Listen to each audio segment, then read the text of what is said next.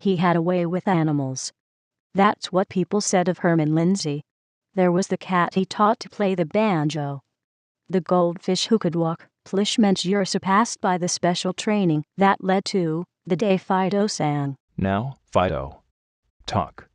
Either you speak to me or I'll break every bone in your flea-bitten body. A lifetime of secret tests led to the moment when Herman Lindsay jabbed his hypodermic needle into the pooch he had just bought. A lifetime of secret tests led to the moment when Herman Lindsay jabbed his hypodermic needle into the pooch he had just bought. One injection should be enough.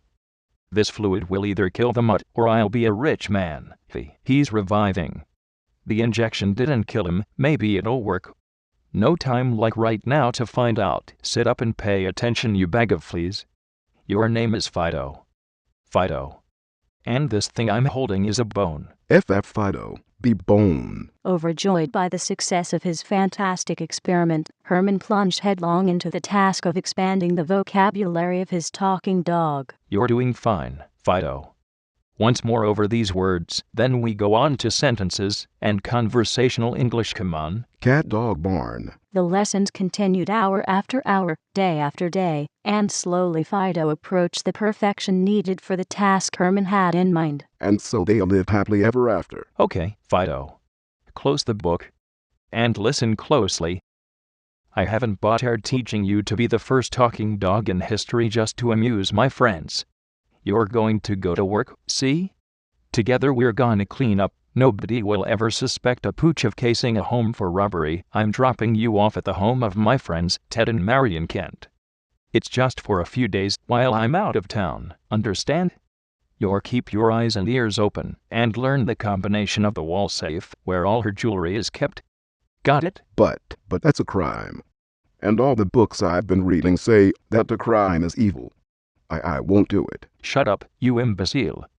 I'll teach you to talk back to me. They won't hesitate to open that safe in front of you, never suspecting your strange powers. And you'll be able to discover the combination. Do you still refuse to obey back to me? Oh well. I'll do whatever you command, just don't hit me again. And so, the next day, at the home of Ted and Marion Kent, of course we'll take care of Europe while you're away, Herman. That necklace she's wearing must be worth 1,000,000 dollars. In 2 or 3 days it'll be mine. Fido's too frightened not to obey me. Later that same week, after Herman picked you, Fido, and returned home. Talk, you mangy devil. What's the combination to their safe? What evening do they plan to go to the theater? Speak up, or I'll whip you till you're a bloody pulp. But the Kents were so nice to me. It's not fair to. Cat's got your tongue, eh? Muptons will loosen it, don't arl. Please stop. I'll tell you what you want to know. 3 turns to the left. Stop at 12. Ones to the right. 217 period. Back the half turn to 26 period. Then twist knob to the left. They'll be out of their house on Tuesday night. Going to see a musical comedy. Good dog. You'll get an extra slice of liver for this job. Tuesday arrived and Herman swung into Skion. About midnight he returned home, his evil mission accomplished. Ned, I cleaned out the Kent safe. Got a fortune in gems here. I cleaned out the Kent's safe. Got a fortune in gems here. And the best part of it is they'll never know we did it.